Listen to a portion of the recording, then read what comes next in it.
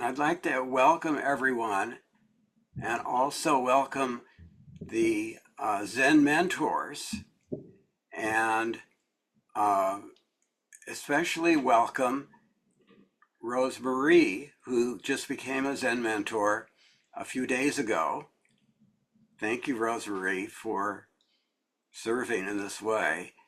And the other Zen mentors who are here are Anne and Ellen and Jessica and John Eric and Christoph. I didn't miss anyone, did I? Okay, great. And the way this is going to work is anyone who'd like to can ask a question either to the Zen mentors in general or specifically to a specific one. Kim, of course, has a question to start out. And the question I have for any Zen mentor who would like to answer it is, what are you curious about in this practice?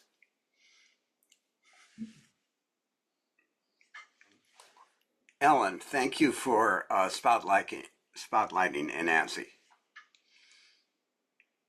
Well, I think it's a sort of a daily curiosity because it's all about how can one support the Sangha. And that changes from moment to moment. And I would also say for each one of us, we're all different people and we all can be supportive in different ways. And so it's just sort of like life. Like this happens and you respond, and that happens and you respond, or you have this idea and and it's an ongoing curiosity. Thank you. Rose Marie. Hello. So I'm curious about the barriers to love, knowing about them, and continuing to be curious about them. Thank you. And Jessica, John Eric. It was me. To me, the question of curiosity is almost synonymous with practice. From right here, I would say it's synonymous with my practice. So my practice this morning was around a soft gaze or soft eyes. You know how we just let our eyes be heavily lidded? And purposefully softening my gaze while also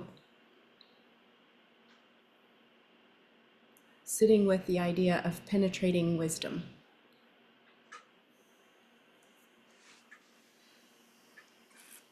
And Anne. Good morning, everyone. Yeah, thanks for this. I'm excited to hear what people's questions are.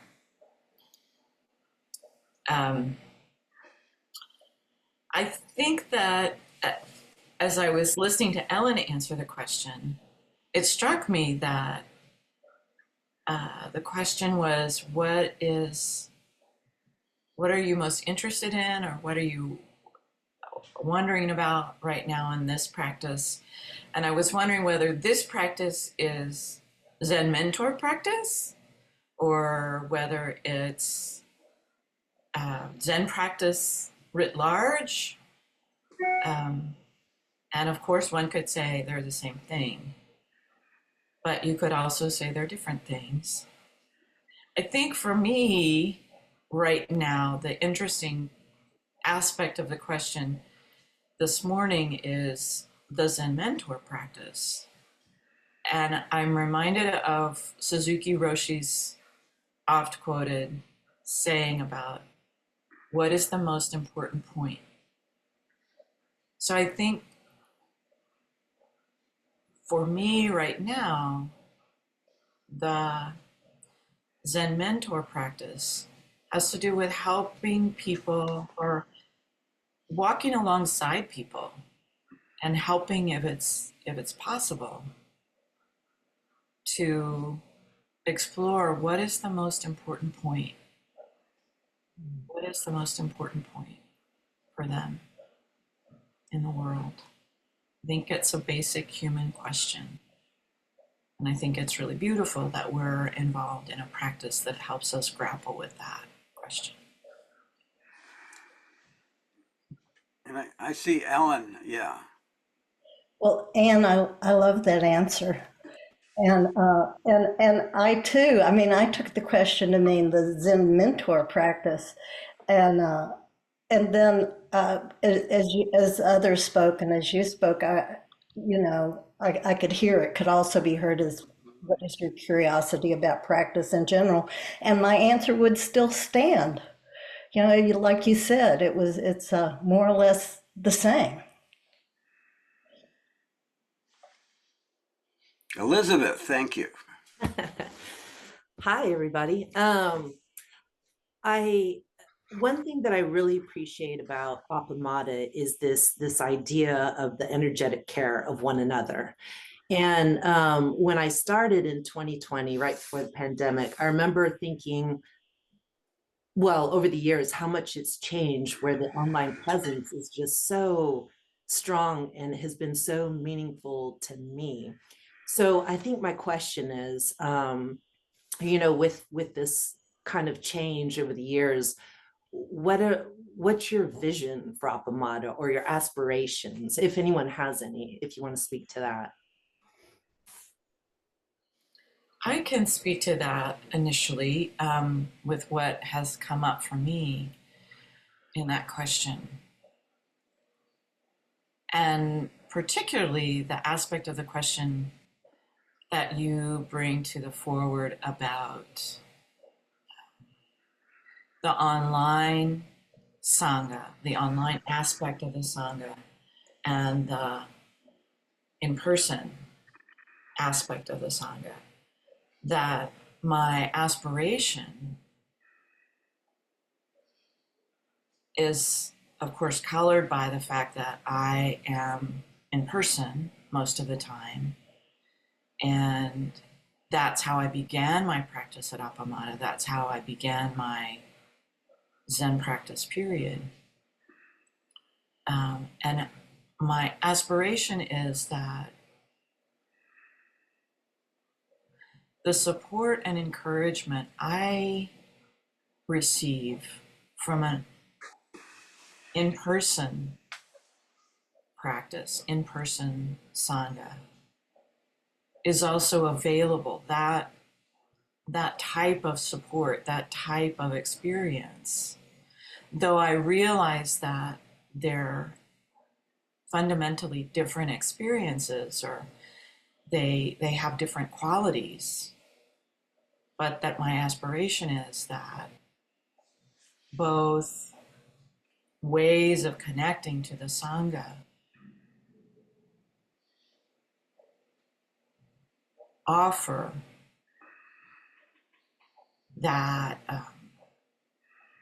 that support, that depth of inquiry that I've received through my practice, so that not that both of the practices are equal, they're particular, but that the support and the depth of inquiry and the compassion that I've received for in-person practice also is available online.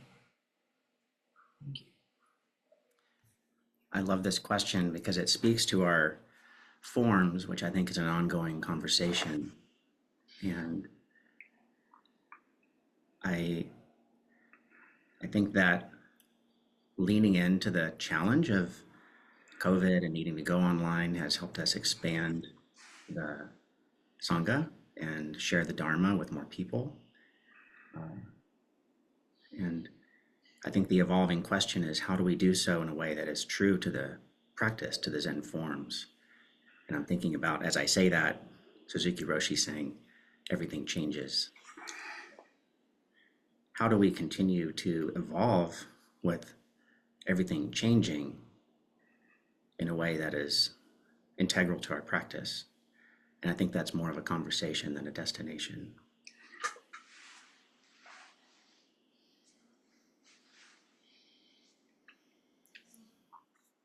my vision is really based on how the Sangha develops in a way that maintains the mindful energetic care, because this model that we have requires so much of the leadership, and the question of whether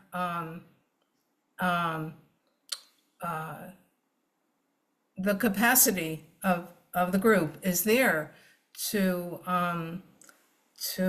carry on with mindful energetic care is, to me, is the main thing. What's the format going to be that will retain that core? That's for me the most important thing. And yeah, so thank you. Ramona has a question. Well, I went to the intensive the end of October and early November with Peg, and the theme was trust and community. And so I might have misunderstood something, but I'm wondering if it's if Appamada is part of a movement or a community or both, because Peg was talking about it as a movement, but I also hear a lot of emphasis on spiritual friendship. So I'm just wondering how people think about that. Thank you. Thank you for that question, Ramona. I'm not sure the two are separate. I would say that having experienced different sanghas, that the emphasis on relational practice, it's very Buddhist. It's foundational Buddhism, but it's really emphasized. It's very much emphasized at this sangha, and that means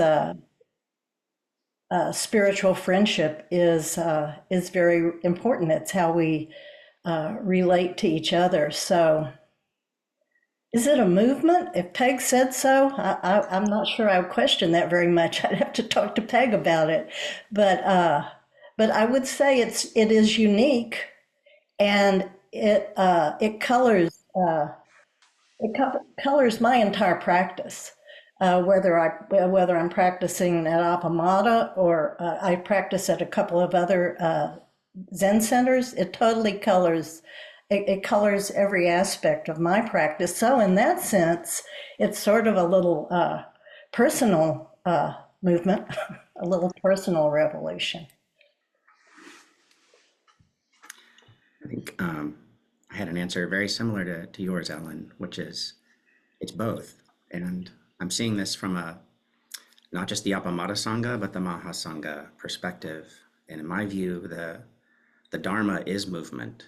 The Dharma is moving, and it moves through us, the Sangha. We keep it alive, we grow it, we evolve it, we struggle to understand it, and we try to live in accord with it. And that happens through us, through the Sangha, in community. And so it is movement.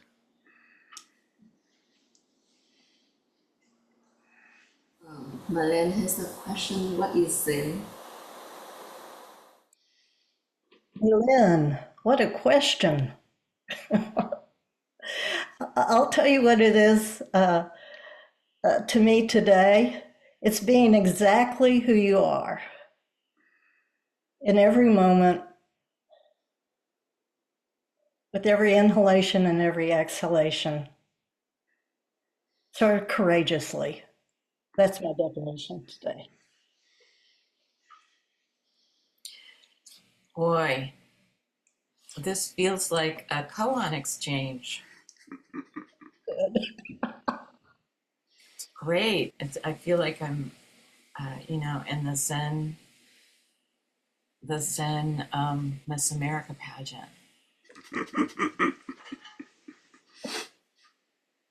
But I feel like that's the question. What is Zen? There's so many ways to answer that. You know, and I'm struck by how many of us in our answers say, for me, right now, and talk about movement and talk about carrying the Dharma forward and shaping the Dharma. So I think that's an important aspect of it that I wanted to note, that it's, in a way, an appropriate response. So it's very dependent upon all the causes and conditions that we can be aware of and we're not aware of. So it's not a static thing. What is Zen? But I would say for me this morning, it's a way of relating to my life and the world. It's a stance in relating to my life and the world that is, as Ellen said, just this, seeing the preciousness, the worth, the infinity of just this, and acting in accordance with that insight. I'll take where Anne left off, and I'll say that for me, the foundation of Zen is call it a philosophical insight that the Buddha had. The core one, emptiness, sometimes referred to as shunyata, sometimes explained as dependent origination of everything. And I have this life hack, where when I try to practice Zen, I ask myself, okay, there's all these life situations going on. What happens when I add that profound, radical insight that everything is dependent on everything else? And if I understand it or try to understand it deeply, then that insight often radically changes potential responses I have to everything else in life. So on one hand, to me, Zen is a core philosophical insight. And on the other hand, the application of that insight is a physical, lived practice. And it's quite radical in both senses as you try to live that insight, live from that insight because of its radical nature. Be grateful to everyone.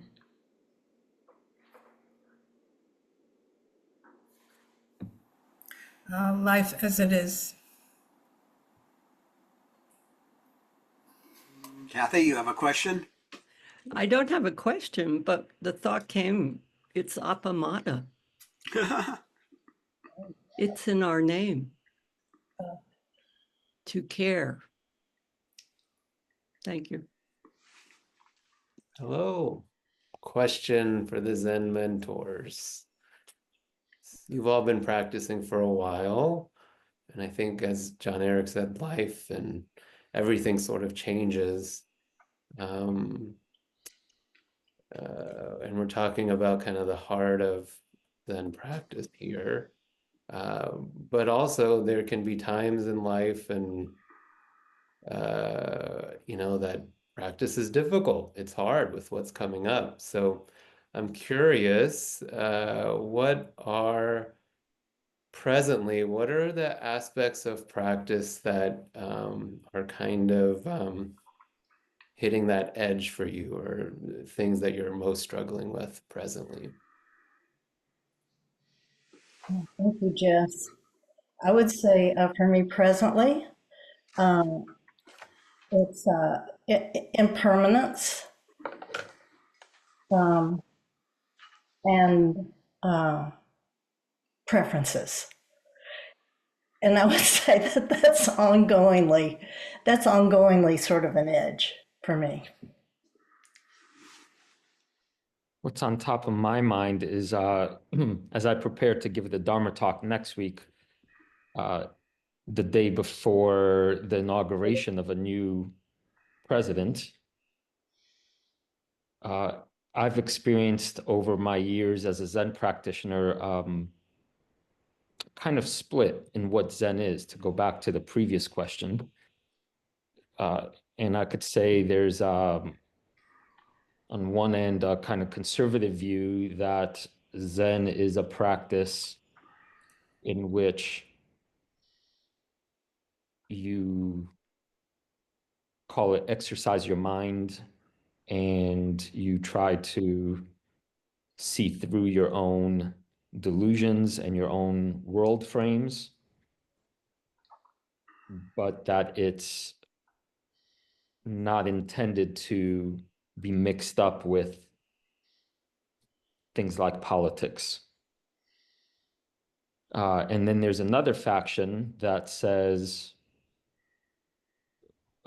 well, morality is an aspect of Buddhist character, and there's the precepts, and there's questions of morality, and you can't practice morality in a vacuum.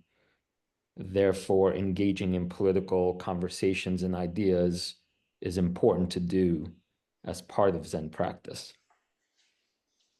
And as an edge, I've been trying to calibrate, find a balance, not a balance, not that it's an average of the two positions, but really try to find my way about what Zen practice is in that context.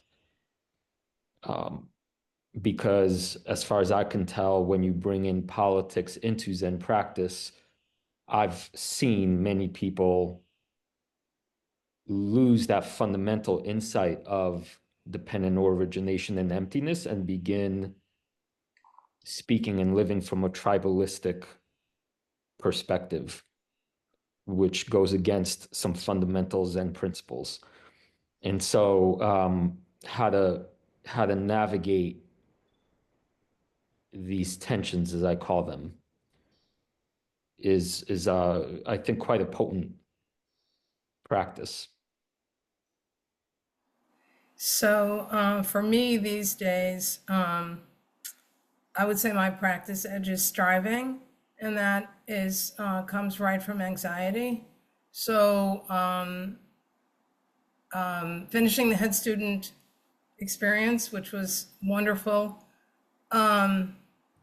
Now the question, and my koan was not knowing is most intimate, and apparently that's the practice edge as well. So, but creates probably more anxiety. So I would, create, oh, well, this is going to be the next thing, or this is going to, and really lose my center. So yeah, that's my practice edge right now, is the striving getting in the way of the practice. Thank you. I also love this question. And I think for me, I'm in a position right now, and I also love, and you pointing out that we tend to say for me, because this is, there's perspective that I think is important and context. And for me, I'm in a place where I'm coming back to practice after having had some time away from the Zen practice. And my question, the question that brings forward for me is, what is practice? And I think that's what I'm earnestly kind of struggling with right now, because I think of practice can, of course, extend into so many aspects of our lives. And yet I know that I feel differently when I practice in the Zen forms than in other ways that I might feel that I'm practicing. So That's my edge, is what is practice exactly?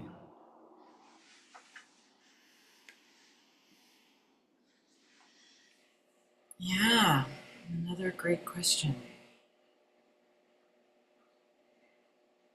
And I was actually have two answers, at least. And one came to me while Chish was speaking about paradox. It's always been a really difficult aspect of formal Zen practice. The teaching, the reading, the sutras, the Dharma talks, the ideas. So it's been really difficult for me. I want there to be one way that I could figure out and go with. So paradox is very important to me. I was thinking about that. The paradox that Chish was speaking about and how difficult that is for me to settle with, to feel comfortable with. And then realizing that I identify my practice edge by suffering. Where am I suffering? What is really painful right now? And I think a lot of you know that my mom has dementia and she lives in a little house behind me. So I'm her main caretaker, and she's in a pretty good shape, but I have dinner with her. I make her dinner every night and see her, and she's at the stage of dementia where she can't remember what was said or done 30 seconds ago. So there's a lot of questioning over and over and over. Did you feed the dog? Did you feed the dog? Did you feed the dog? And for me, I inevitably spiraled toward anger with that. And I become unkind.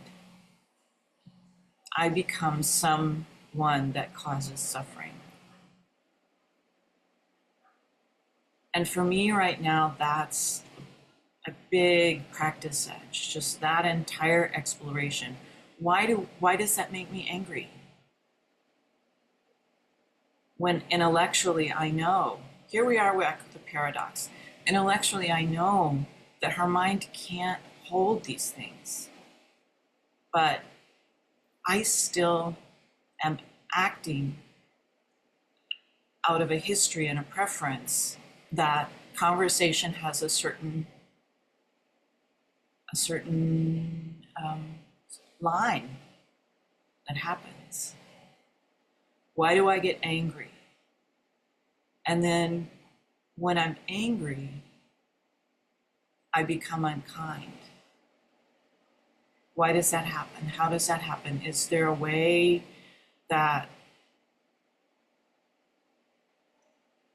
I could change that? Is there some insight that has to do with my Zen practice that could assist me with that? So those are my practice edges. And I'm deeply moved by your answer and your willingness. And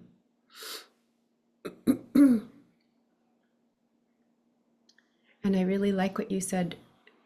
For most of us, the edge indicates suffering. Like, where am I suffering? And so I have a thought about that. As you spoke, I thought, is the edge also where I'm growing? And how uncomfortable that growth can be. And yet, am I only relating to it as suffering, or is it just the terror of being loved and loved so fully?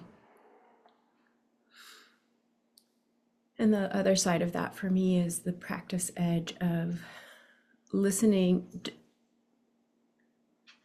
trying to distinguish the voice of Mara that I either fear or fight or have fascination with, and I try to figure it out,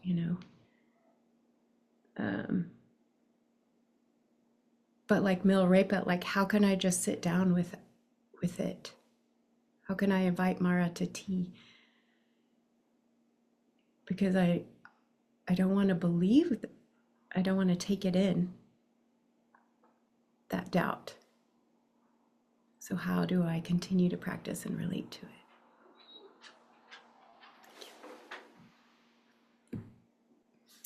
Jessica, I'm reminded of a story where Mara visited the Buddha, and Ananda was like, "No, you can't, and you can't come in here." And the Buddha says, "No, no, you can let Mara in."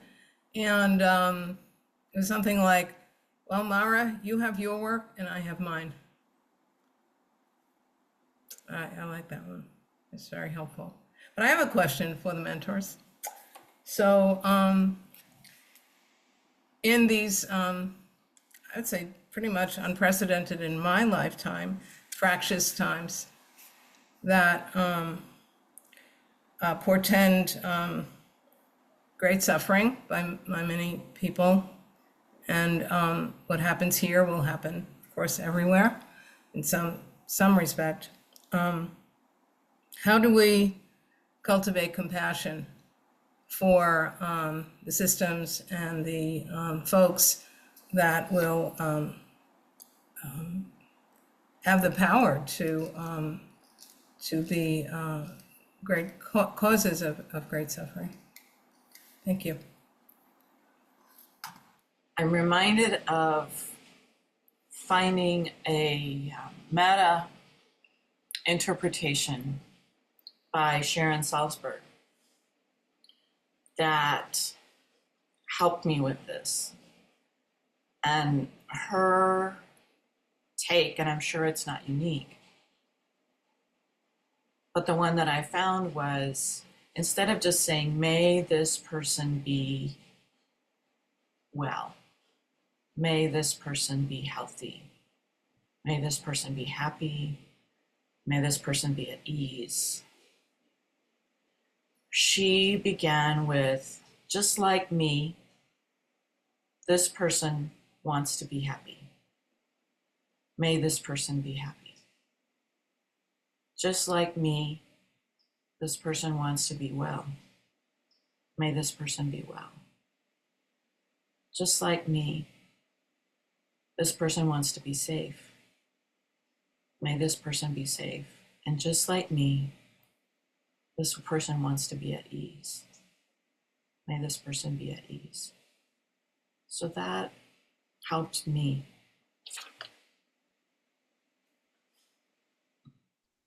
Thank you, Rosemary, for this question. This is a prime example of what I was talking about earlier.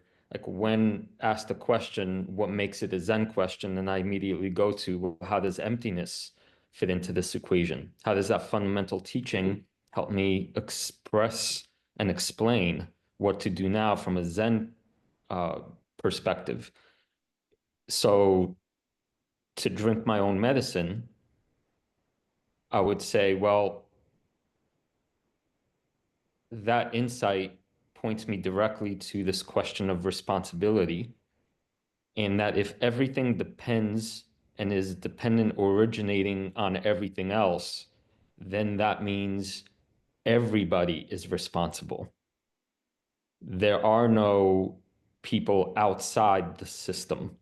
So my question then is, what did I do?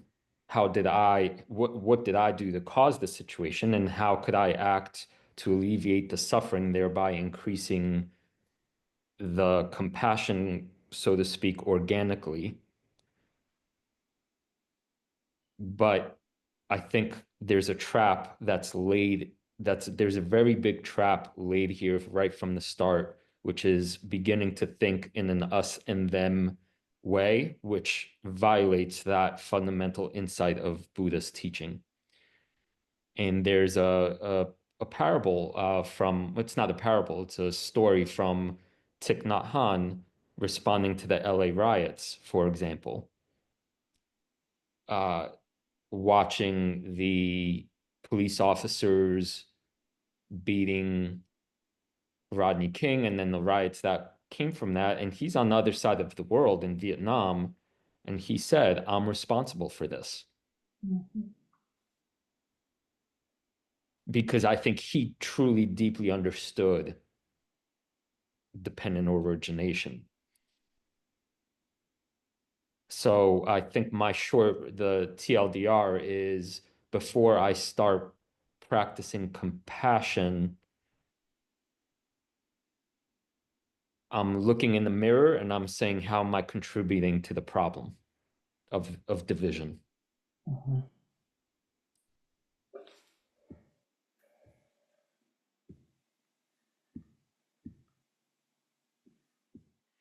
Yeah, Chris, I appreciate what you said. And in many ways, it's the same for me. First of all, I look close to home at the people I have trouble with in my personal life and having compassion for them and their obvious suffering. Um,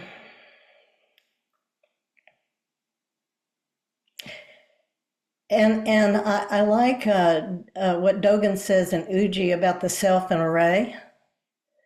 So what I see in the world, either close to home or not so close to home, is the self and array. And when I see greed, hatred, and delusion, and oh man, all the harm it causes, I've got that too. And so I agree that there's, in this sense of being connected to one another, it's easier for compassion to arise when we realize it's not an us and them kind of thing. It's a we kind of thing. In my day-to-day life, I guess my focus is more on how can this life as a bodhisattva assist in these difficult times, because man, there's so much suffering, and there's gonna be more. That doesn't take much to see, because no matter what, there's gonna be more. So I try to be ready. My deal is willingness. I'm really not sure what to do in these difficult times. But I want to just simply be open-hearted, aware, and ready. And I don't know what that's going to look like. I don't know. There may be some action I can take, and there may not be, or it may be just little day-to-day conversations. I don't know. So my deal is I'm ready and willing.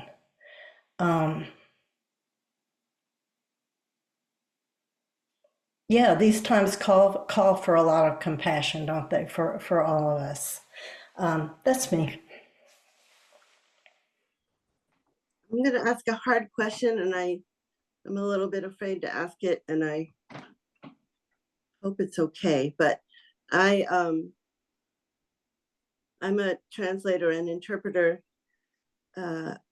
for the federal government and for criminal trials and for interviews with women who are victims of abuse and violence. And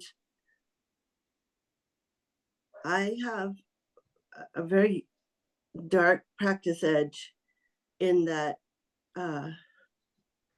I was also raised by someone without the capacity for compassion. And I see, yes, there are many people who are hurting and cause hurt because they're hurting. And if they could be heard and seen and loved, that would shift everything for them. But I also see people whose purpose, whose desire is to cause suffering, and who do not have the capacity for compassion. So I really struggle with what to do about that. And things like, I know that all people want to feel loved just like I do. I don't believe that. I think for some people, that's not what's important for them. They don't even know what that is. So I realize I'm not forming a question very well, but if anyone has guidance for me, I'd be grateful. Thank you, Genevieve. I'm thinking of a great example of a bodhisattva, Martin Luther King, whose birthday is tomorrow, and how he, in a nonviolent way, took action. And there's a way to do both. There's a way to act in compassion that's also active. And I think it's a wonderful question.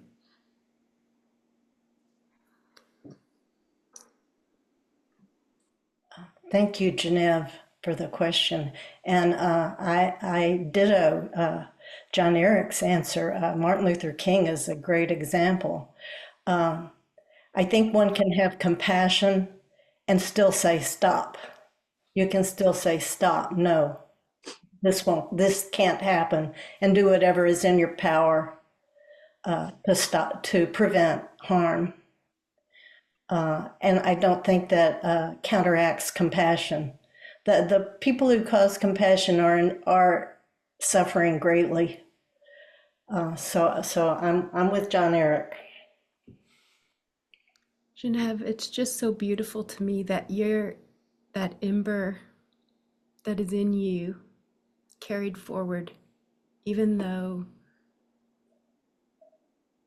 things weren't given to you in that way.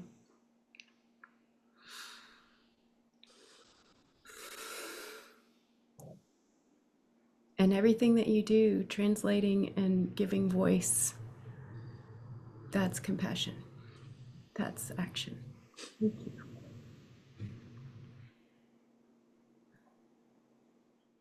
Nev, I think there's a particularly hard thing about Zen. There are many, but one of them is a lack of algorithmic response, that there is no single solution because everything is always dependent on everything else and always changing. I think human beings have a very hard time accepting that. So then because it's so in that stage, so potentially demoralizing. And so we hang on to a little bit of, call it idealistic hope, that maybe,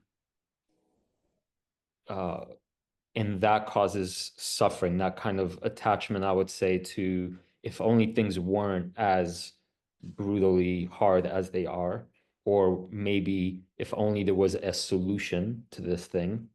But I think in this sense that I'm using the word hope, it's a kind of hope that is delusional. So the next step would be letting go of that.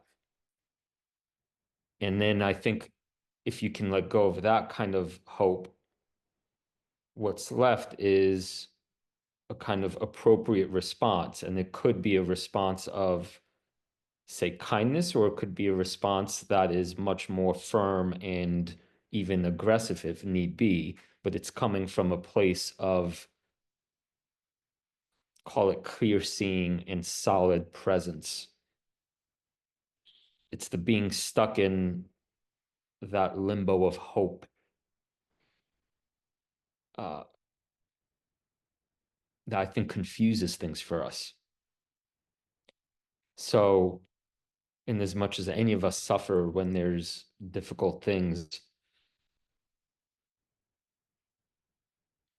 finding the courage to know that you are in fact supported by everything.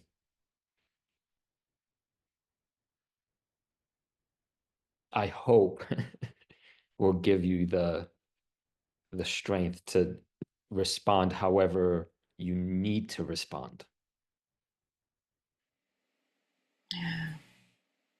Thank you for this question. I'm reminded of the practice of being with someone that's dying when there's nothing to do. There's nothing that's going to fix this. And how hard that is. The practice of witnessing. The practice of being with. Absolutely, there's action. But I agree with Chish that settling deeply in order to determine an appropriate response, to be the practice of witnessing, the practice of being with is really valuable as well.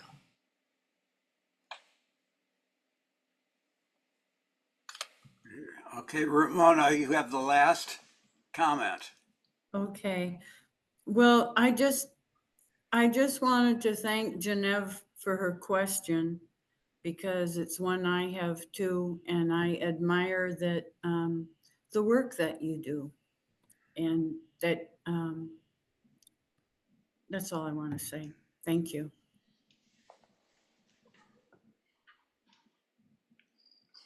Thank you all. We could be doing this. I guess maybe we are doing this for the rest of our lives. I was going to say we could do it, but that's what we're about. So thank you all. This was really fantastic. Appamada's programs and facilities are supported through your generosity. Thank you for your support. There is a Donna box for contributions in the kitchen and also a link for contributions on the website.